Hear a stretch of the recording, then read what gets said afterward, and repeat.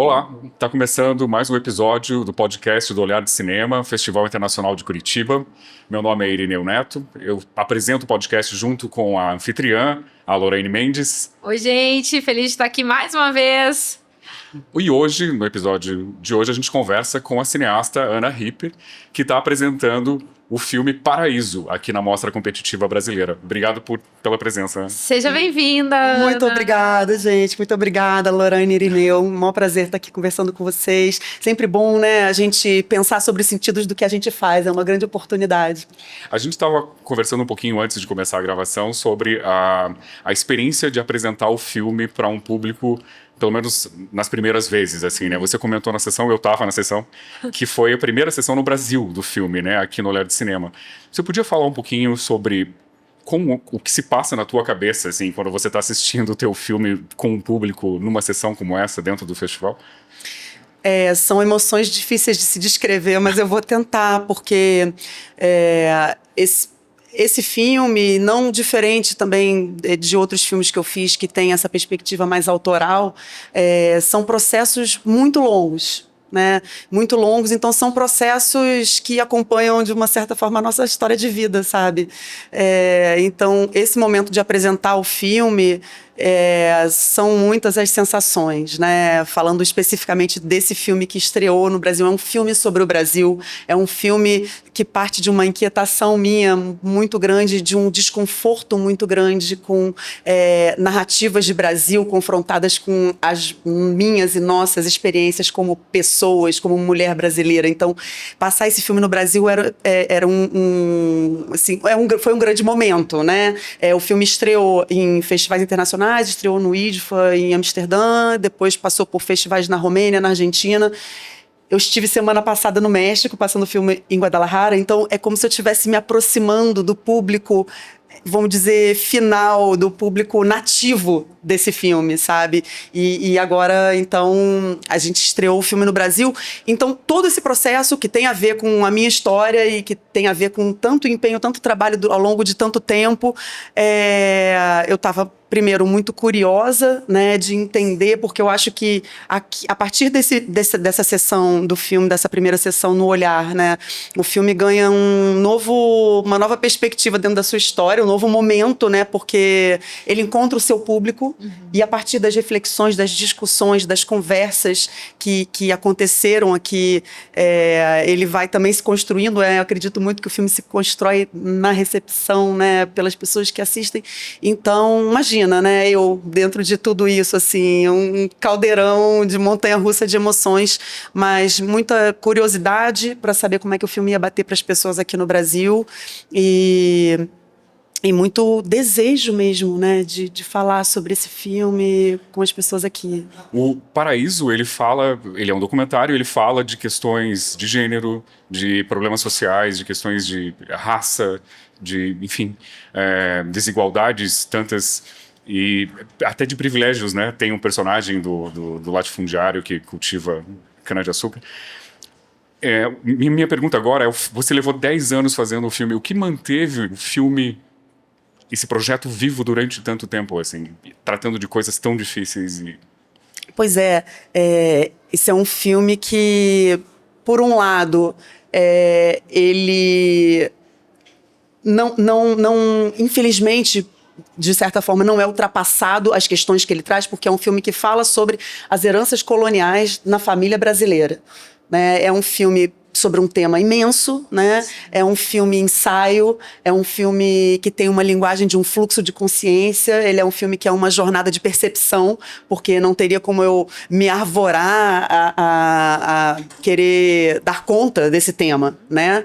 Ele é um ponto de vista muito específico e uma aventura da sensibilidade, né? Uma montagem super desconexa, uma narrativa musical sobre essa herança colonial no Brasil, na nossa vivência cotidiana, né? Que, se por um lado ela não é ultrapassada, porque a gente continua vivenciando muitas violências, né, que tem a ver com essa condição colonial e com a forma como a nossa história se constrói, Mas, por outro lado, também, isso foi muito, muito interessante de não só de observar, mas de vivenciar, né? Ao longo de todo esse tempo, o filme demorou muito tempo para ser feito, e ao longo desse tempo a gente passa por um momento muito importante de revisão da forma como a nossa história é contada, né? E o filme foi mudando também, naturalmente, né? Conforme o pensamento social brasileiro sobre essas questões que o filme traz vai mudando, né? Então, um filme que eu falo não só da minha perspectiva, mas de toda a equipe, porque foi um filme construído a muitas mãos, né? Tem muitos autores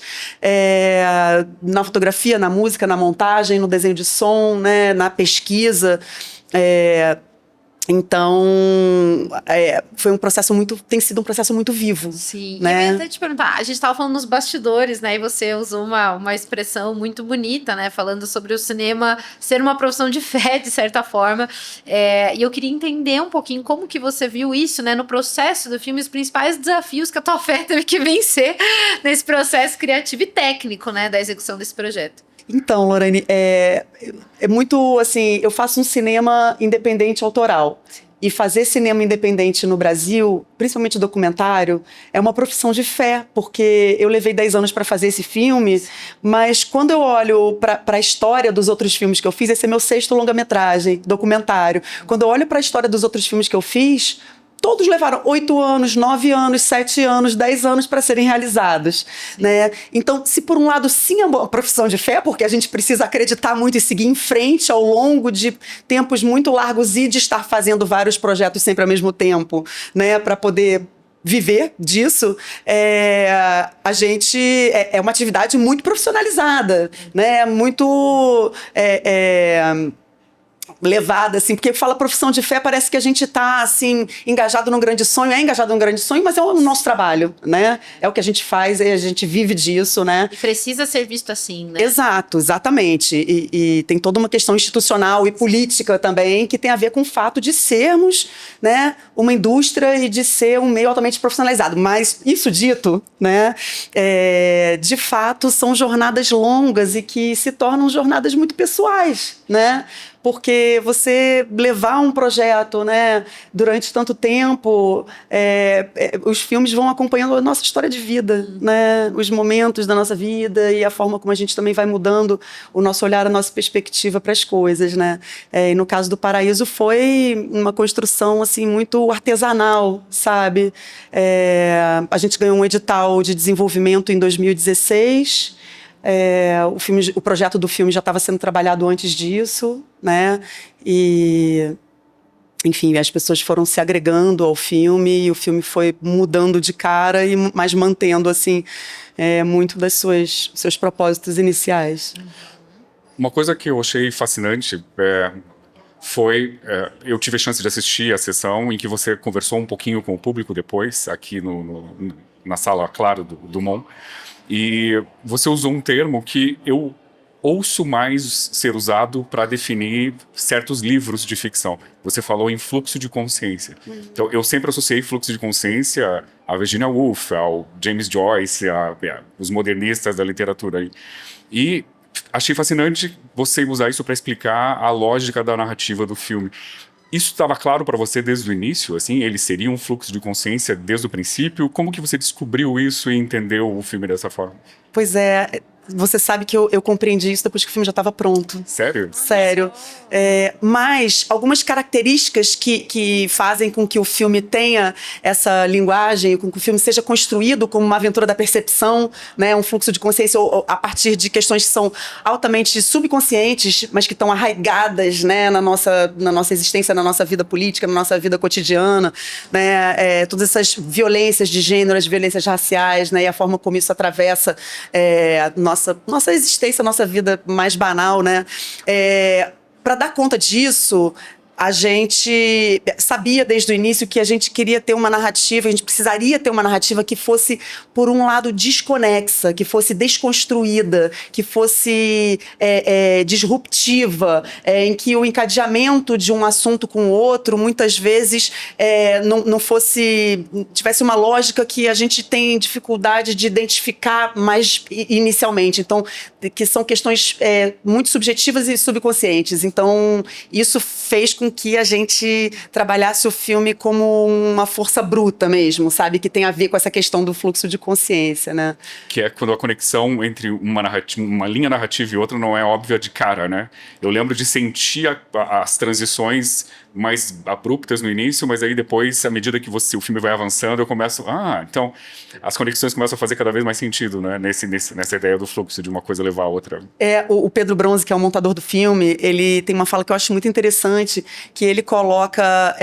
ele fala da narrativa e da linguagem do filme, incorporando essa perspectiva, essa forma algorítmica que tem a ver com o scroll das redes sociais, ou seja, parece que não tem lógica, mas existe uma lógica subjacente, né? Essa definição que tem a boa. ver com, enfim, com muitas forças que operam assim na nossa vida. E o documentário é para você uma identidade tua? É algo que você vê como uma forma de expressão estética, narrativa? Como que ele surgiu e como que ele segue na tua vida como artista e cineasta? Bom, eu sou documentarista raiz, né? Eu faço documentários há quase 30 anos e é o que eu faço. Eu nunca fiz um filme de ficção, não falo isso com orgulho. Eu tenho um projeto de filme de ficção que fica lá na gaveta, né? Não à toa, porque eu tenho realmente uma paixão pelo documentário, porque é um filme, é um tipo de filme que te coloca numa fricção com o mundo, sabe? Ele te obriga a se relacionar com as pessoas e com os mundos e com os territórios sobre os quais a gente está falando nos filmes, né? E tem a ver também com isso que você perguntou, né, Irineu, sobre a coisa do fluxo de consciência desse filme especificamente, né? Mas de entender o documentário como uma produção artística muito livre, né? Porque a gente vem dessa tradição dos documentários informativos, né? Em que a palavra falada conduz muito o sentido daquilo que o filme quer passar, né?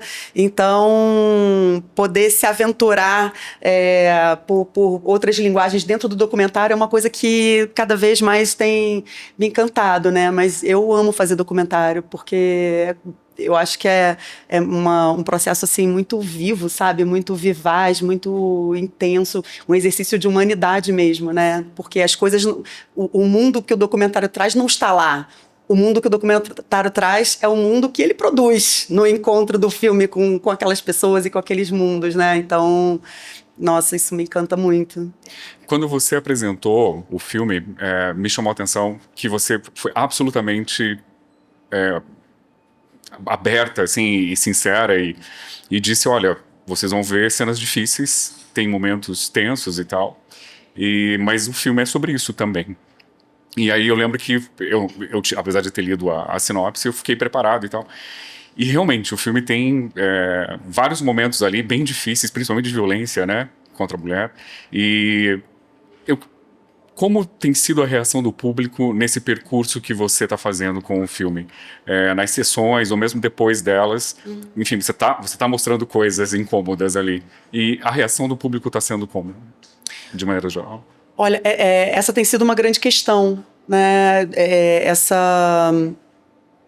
O vivenciar através do filme, mais uma vez, essas violências, através dessas imagens que o filme traz, tem gerado assim, muita conversa, muito debate em torno do filme, né? Assim, eu estou muito feliz com a recepção do filme aqui no festival, né? Como uma primeira... o nascimento do filme aqui no Brasil tem sido uma resposta muito bonita, assim, do público, né? Muito interessante. E muito debate em torno dessa questão da exposição das imagens de violência, né?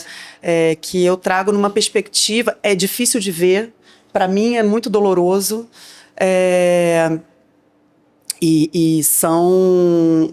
mas são imagens que o filme quer desnaturalizar, porque a gente fica engolindo em seco. A gente viu as imagens do assassinato, do espancamento do cliente do Carrefour, em São Paulo. A gente viu isso, né? A gente viu as imagens do assassinato do Moise, num quiosque na Praia da Barra da Tijuca, no Rio de Janeiro. Né? Semana passada, a gente viu a polícia atirando contra adolescentes que estavam dançando uma quadrilha de São João, dentro de uma comunidade. E a gente vai recebendo essas imagens, são imagens que a gente não quer ver. Né? A violência contra a mulher também. São imagens que a gente vê, que a gente recebe, né? E que a gente não quer ver nem viver, mas a gente vê e vive. Então, e isso faz muito mal, né? Eu questiono essas imagens estarem no filme também, sabe? Porque, mais uma vez, a gente é obrigado a ver. Obrigado não, mas assim, se a gente está assistindo o filme, a gente vai passar por esse sofrimento mais uma vez. Mas, dentro do filme, essas imagens estão numa perspectiva de desnaturalizar, né? E de dar contexto, dar contorno a essas dores que a gente fica engolindo e passando e botando para debaixo do tapete, né? E isso recalca dentro da gente. Então, quase que precisamos ver para não precisar mais ver isso, né? Pois é.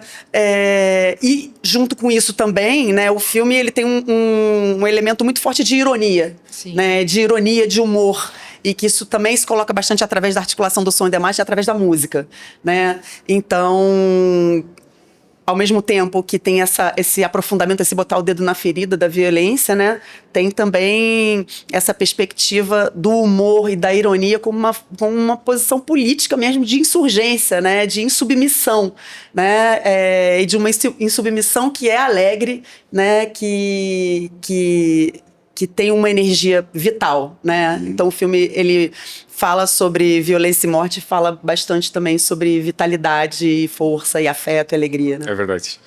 Como documentarista, qual é o melhor cenário para você, o melhor percurso que um filme seu pode fazer? Então, por exemplo, você concluiu um filme difícil de fazer, que levou tempo para fazer, agora com ele pronto, você começa a viajar com ele. Qual é o melhor cenário para você desse momento de apresentar o filme para as pessoas?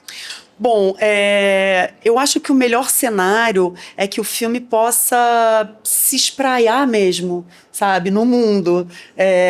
Ser visto mesmo. Ser visto, e ser visto por quem, né? Porque vamos chamar de janela, né, dos festivais é muito importante, né? Porque o filme é uma obra de arte, são os nossos pares, né? É uma obra de cinema, então ser visto pelo público de cinema é legal e é importante para a gente profissionalmente, né? São debates assim, que tem uma qualificação muito específica, muito, muito importante e interessante. E é uma coisa que eu tenho feito e que para mim é muito, muito importante, é levar o filme para os territórios, né? Então, a gente está planejando uma campanha de impacto do filme que a gente vai fazer sim ou sim. Duela a quem duela.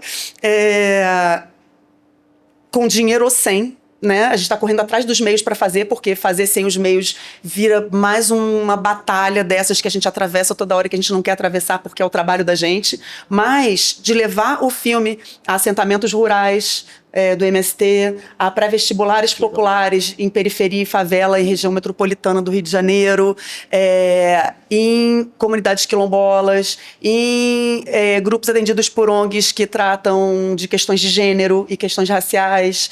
Então, colocar o filme no mundo para encontrar seu público e muito...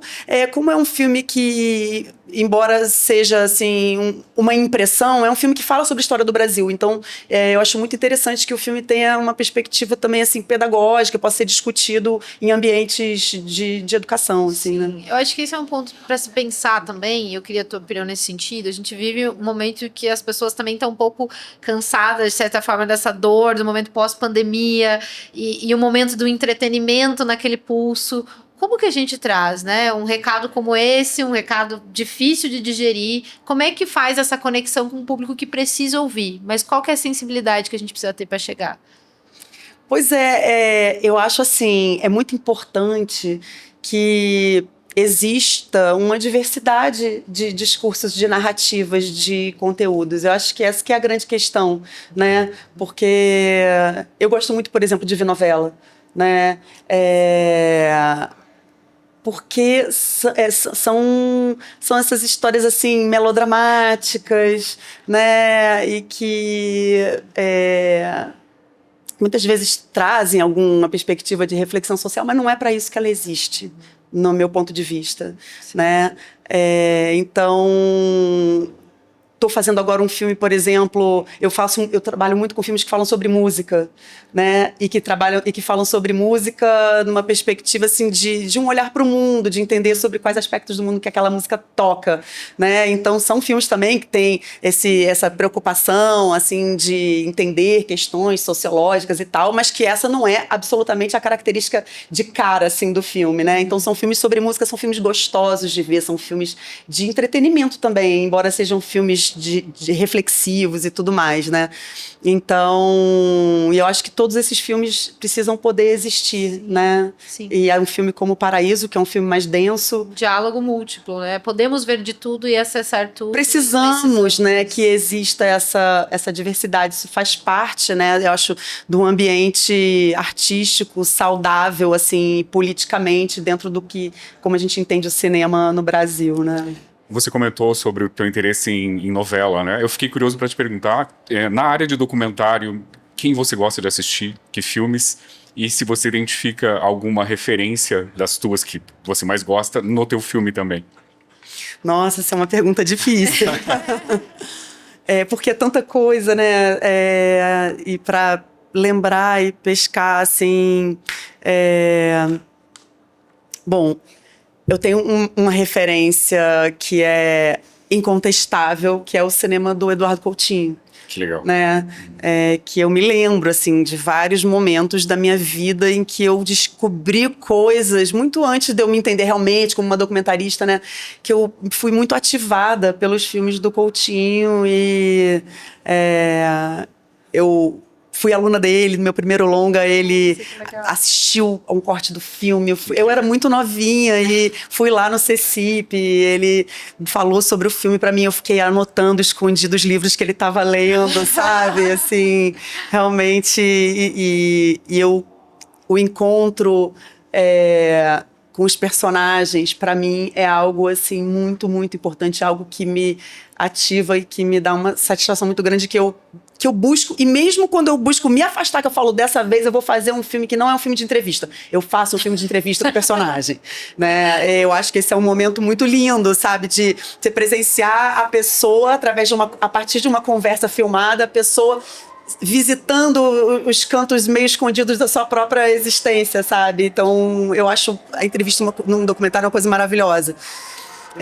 Embora muitas vezes seja considerada assim como um patinho feio da linguagem do documentário contemporâneo, né? Mas isso é uma grande discussão. Mas que isso tá lá, certamente, esse cinema do Coutinho tá lá. Eu achei muito legal você falar dos personagens, porque era uma pergunta que eu queria muito fazer. Como você encontrou os personagens que aparecem em Paraíso? Você foi por sorte, por azar? Como foi a descoberta deles? A gente teve uma pesquisa de personagem, né, que foi complexa, que foi uma parte feita por nós ao longo do tempo e uma parte consistente, considerável, feita pela Ludmila Cury, que foi pesquisadora de personagem do filme, que é também uma cineasta. Esse filme ele tem uma característica que eu tenho maior orgulho, assim, porque é uma equipe de diretores, sabe? O montador é diretor, a pesquisadora é diretora, enfim, várias pessoas da equipe são também diretores e documentaristas, então é um filme feito a muitas mãos, né? A trilha é muito importante, né? Que embora o Emídio não seja um diretor, mas é também uma pessoa muito ligada ao cinema.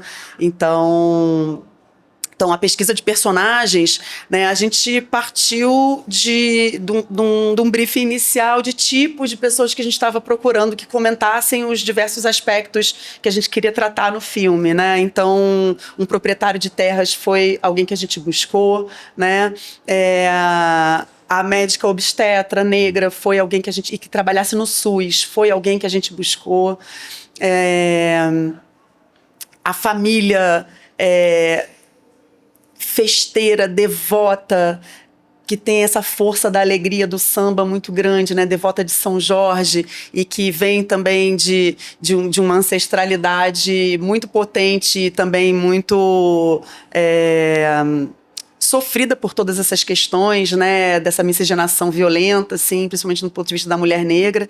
Também foi alguém que a gente buscou, que está lá no filme, né, a família da Dona Dora, que foi, assim, realmente eu acho muito linda essa família, sabe? Que é uma senhora que vem de uma história de trabalho em condição análoga à escravidão desde a infância, como empregada doméstica, que vem do mundo também da cana-de-açúcar, que é um grande tema do filme, né? A cana-de-açúcar, que vem desse mundo rural, do latifúndio de cana, que passa por essa história sofrida difícil e dramática, né, racista, né, de trabalho doméstico em condição análoga à escravidão, e que é uma mulher hoje dona de uma creche no Rio de Janeiro, e que tem uma família lindíssima, e ela fala: eu sou uma pessoa muito feliz porque eu não passei para os meus, né, tudo isso porque eu passei, e que tem uma neta que é estudante de ciências sociais, que é uma aluna que tem um destaque enorme, uma mulher incrível também. Então é uma família de mulheres assim muito forte, que comenta as questões do filme nessa perspectiva também de que não são pessoas que estão ali no filme, nem na história, nem nas suas próprias vidas para sofrer, né? Que vivenciaram de alguma forma na sua história de vida essas violências, mas que passaram por isso com uma grande força e uma afirmação muito grande da sua existência, né? Uma coisa que eu acho incrível, e você estava falando, faz até sentido que você tente escapar das entrevistas e acabe não escapando, porque os personagens são uma potência no documentário, né?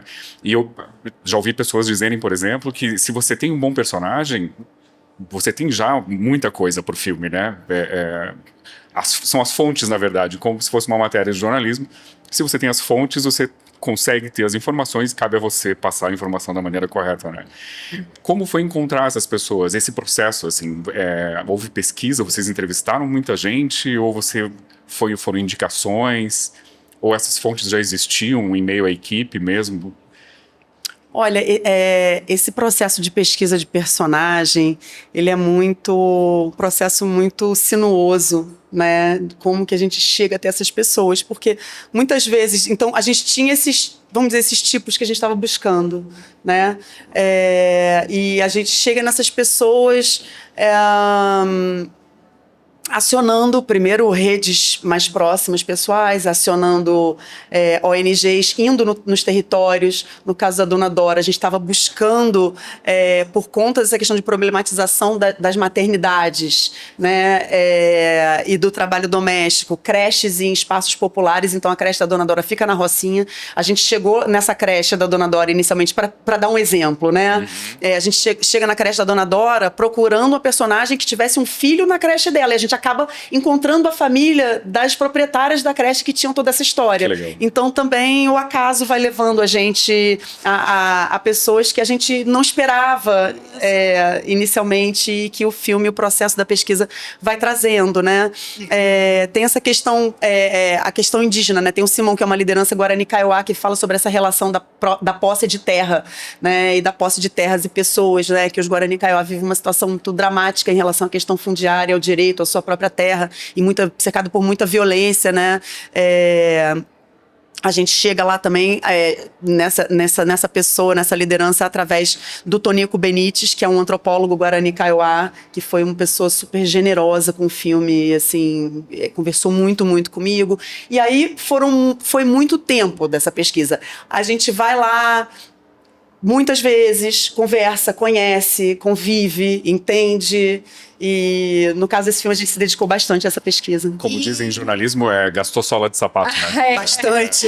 Legal. E eu ia perguntar os seus próximos projetos também, né? Pra você contar um pouquinho pra gente no que você tá trabalhando agora, o que vem pela frente, caminhos, e se tem conexão também com esse projeto lindo que tá aqui.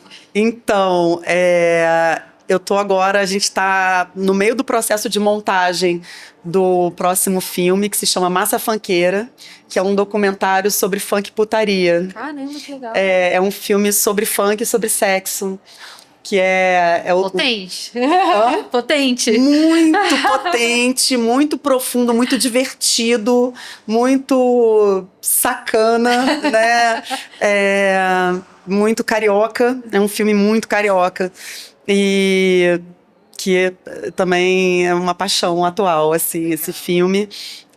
Tem a ver com Paraíso pra caramba, né? Porque, no final das contas, São narrativas completamente diferentes, sobre universos diferentes, mas que falam sobre como uma certa ordem social da intimidade, vamos dizer, né? Legal. Tem esse ponto de encontro, assim, os filmes. Já tô super curiosa para assistir. Ai, nem fala. E esse processo de montar um documentário é um processo, assim... É a parte mais difícil? Não? Muito. É uma aventura e é difícil, é muito difícil. Porque você tem que encontrar um filme dentro daquele material e podem ser muitos filmes e um questionamento constante, né, do que a gente está construindo ali, porque... são roteiros e propostas muito abertas. O filme se consolida muito na montagem. Então, enfim, estamos nesse momento aí. Legal. De borboletas no estômago. Uma coisa que eu queria te perguntar também é a respeito do título do Paraíso. Ele sempre teve esse título e como que vocês chegaram a ele? Ele sempre teve um título que era Paraíso Tropical.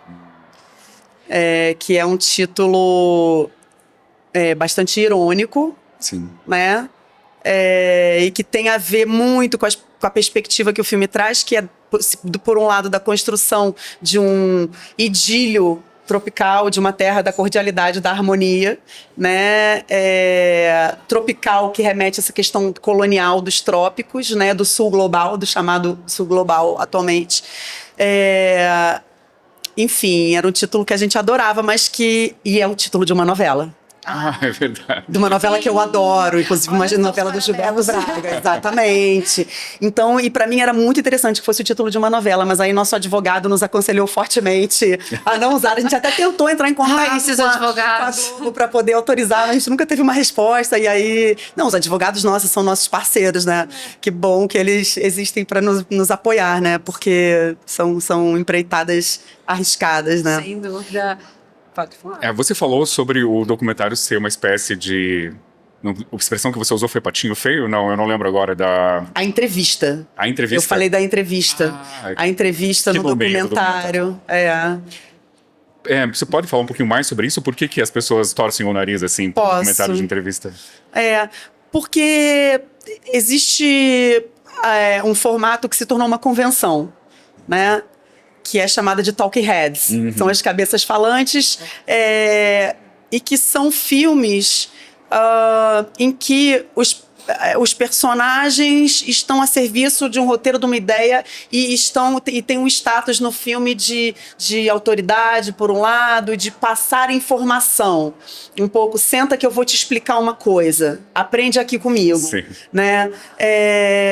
E isso é um tipo de relação de autoridade que empobrece um pouco, né? Um sentido artístico, um sentido pulsante, né? Do documentário como uma obra de arte, por um lado. Então, por isso, é o que eu entendo, né? Eu fico me perguntando por que de 9 entre 10 debates em festivais de cinema que eu vejo, conversas de bar em festivais de cinema com pessoas de cinema, fala-se mal da entrevista no documentário.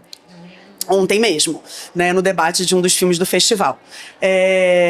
As pessoas, todo mundo fala, não, eu não quero fazer entrevista, não quero fazer um filme de entrevista, não, porque essas falas estão no filme não na perspectiva da entrevista, mas em outro lugar. Então eu fico pensando, por que a entrevista é tão mal vista, né? E eu acho que é por isso que eu falei, né? Mas, por outro lado, eu gosto muito de fazer entrevista e eu acho a palavra falada algo muito potente. E esse momento de encontro, né, entender a entrevista como uma elaboração no tempo presente da filmagem que a pessoa faz de si mesma. Isso é muito forte, né? Eu acho isso lindo e isso me dá um tesão, assim, eu acho maravilhoso. Então, os meus filmes, eles têm muito essa perspectiva sob o risco de serem considerados, eu espero que não, a gente sempre espera que não e trabalha para que não seja dessa forma, mas de serem considerados filmes feitos dentro de um modelo convencional. Né? Nossa, mas fazer entrevista é algo dificílimo, né? Fazer bem feito é muito difícil.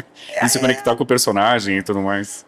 É maravilhoso. Até um exercício psicanalítico, quase, Exatamente. né? Em você colocar essa palavra em jogo e para jogo e brincar com isso, Exatamente. Né? Estética e, enfim, linguagem. Exatamente. Mas aí chega nesse momento da montagem, né? Como a gente vai lidar com isso, né? Como a gente vai lidar com essa palavra, né? Pra gente, porque também eu não tenho interesse em fazer filmes em que a linguagem verbal já está fazendo cinema, né? Então a gente precisa que as imagens também estejam carregadas de sentido, né? Para além da Conectar isso palavra, com o né? visual, né? Legal. Então é um Desafiador. Vai ter que trazer bastante. mais filmes aqui pra gente ver o que vem. que vai né? acontecer, né? Eu queria muito te agradecer em nome do festival por você estar aqui, trazer o seu filme pra cá, porque a gente sabe que também é uma escolha de vocês e a gente fica muito feliz em ser escolhido. A casa está sempre aberta, seja muito bem-vinda sempre. Maravilhoso festival, muito obrigada por estar aqui, assim, pra gente foi um lugar perfeito para estrear esse filme, com todas as discussões que o festival proporciona, né, sobre cada filme que está aqui, uma curadoria muito interessante, né, engajada, assim, muito legal. Então, obrigada mesmo, e foi um prazer conversar com vocês. Legal. Bom, esse episódio do podcast do Olhar de Cinema fica por aqui. Acompanhe a gente nas redes sociais e até a próxima.